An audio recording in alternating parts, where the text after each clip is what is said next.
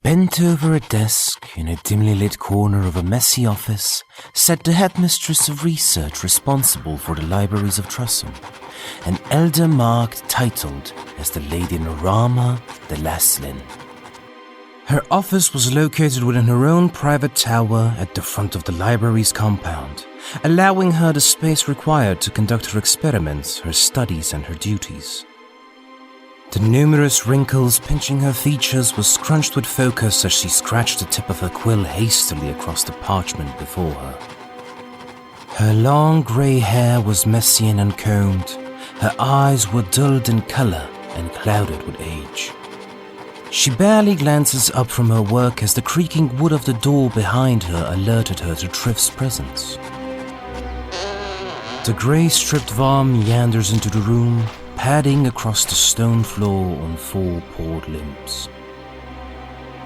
You are walking? It was rare for Triph to choose to walk rather than to fly. The lady's weathered and knotted fingers continued to scribble her notes, although her arthritis was making it difficult for her to retain a firm grasp around her quill. You've received a response from Caliphus. Triph's tail wagged teasingly in the air, revealing a sealed letter for the elderly human scholar. Shall I do the honors, or would you care to...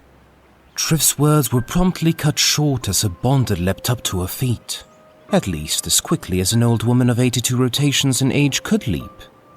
The mark shuffled across the room and snatched the letter from Triph's wagging tail. A response. Naraama's failing, clouded eyes stared intently at the small parchment that she held delicately between her fingers, as though it might crumble if she handled it too roughly. Anticipation and anxiety in equal measures brought a tremor to her hands. I wonder if they would deny me such a request. Why do you not open it and find out for yourself if you're so curious? The Vam stretched out her wings and limbs as she stared coyly at her bonded, knowing full well that the old woman was needlessly torturing herself in that moment. She knew that Naraama was apprehensive about reading the letter's words. Bipeds often seem to enjoy causing their own misery after all. Naraama carefully ran her thick fingernail along the waxen seal. It peeled away from the parchment and gently unfurled to reveal its contents. Her milky irises eagerly skimmed across the words etched upon the parchment before her, and after moments of silence, the marked began to chuckle. Oh, my request has been approved. At long last, I've done it.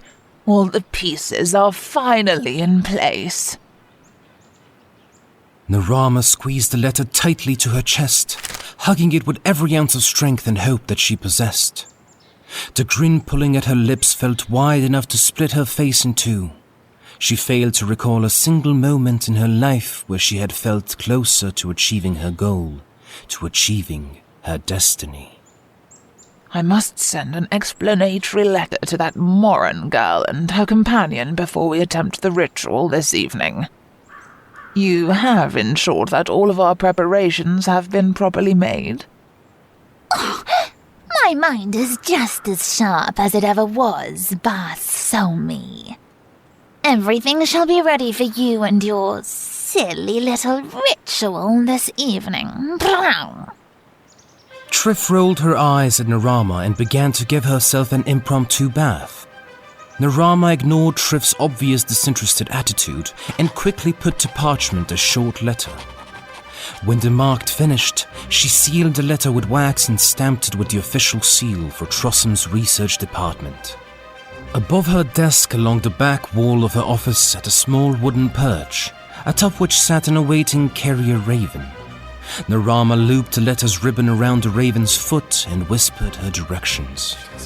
She watched as the raven flew out of the window and merged with the darkness of the evening sky, heading south towards Caliphus. The nervous old Marked glanced back at Triph, who still vigorously licked at the fur between her toes. Do you believe that I'm making a mistake, Triph? The Marked no longer felt confident in her own logic. Her fate had seemed so clear not long ago, yet now her thoughts swam through oceans of guilt and doubt. Her mind raced with visions which detailed the multiple ways in which she could fail in her mission, and yet more visions of how she could wind up causing more harm than good in the end. Am I allowed this one selfishness in my life? I have searched for so very long, and now have such little time remaining. Triph paused her impromptu bath mid-lick while she considered her answer. My interests lie purely in solving the mystery of the islands, not in your pathetic attempts to comprehend your familial history. I believe that it is a mistake to include untrustworthy strangers rather than informed and loyal allies. And I also believe that this ritual of yours could place our plans in jeopardy. But 'tis not my life, and in the end 'tis not my choice. I'm uncertain if we shall uncover anything, but I am certain that this will lead to endless hours of fun for me. Not to mention that tensions around here could further escalate any day now. This may be our last chance to find some answers, but the price that you wish to pay is too rich for my coin purse. Still, I say that we go for it. The Marked dropped her heavy head, cradling it with her weathered hands as she agonized over her dim options. From the courtyard below her window, the silence was broken by a disturbing conversation. Sir Amrie, good evening. Good evening, Sir Joris.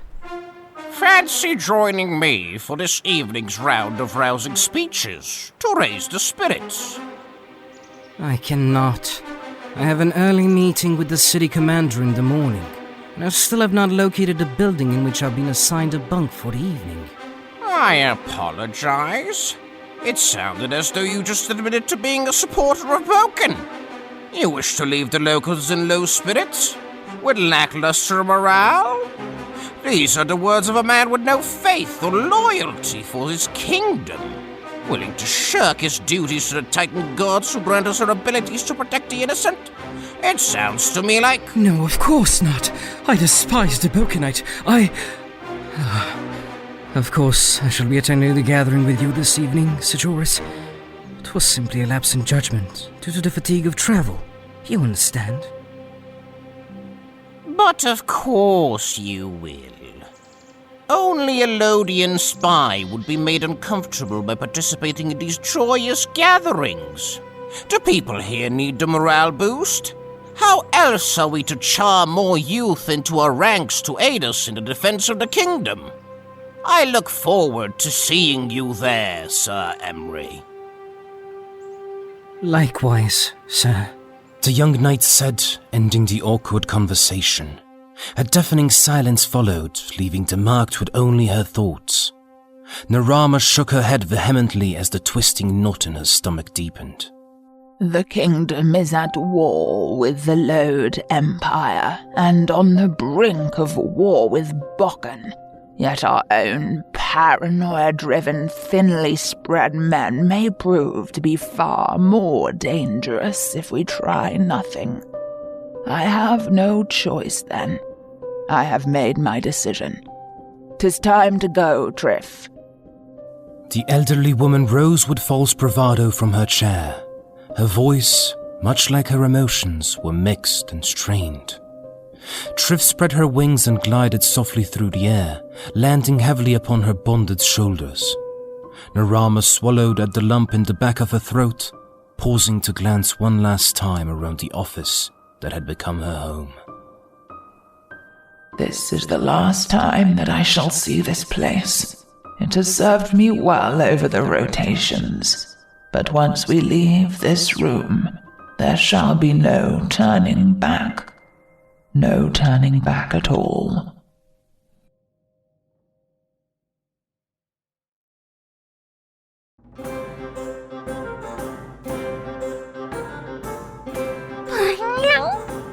I see there is a new human observing our journey through the looking glass. Perchance you plan on pawing the like button. That's right. Now paw at the subscribe button too. Ow. That's a good human. Smart human. Would the human like an extra treat today? Well, it just so happens that I've added a link to the description box for you that grants you magical passage onto our Patreon page. There you can join our fight against the evil forces of Bakken, and you shall gain access to our Patreon-only videos and content. Now, shoo, human, go away. I have bigger fish to fry. Shoo!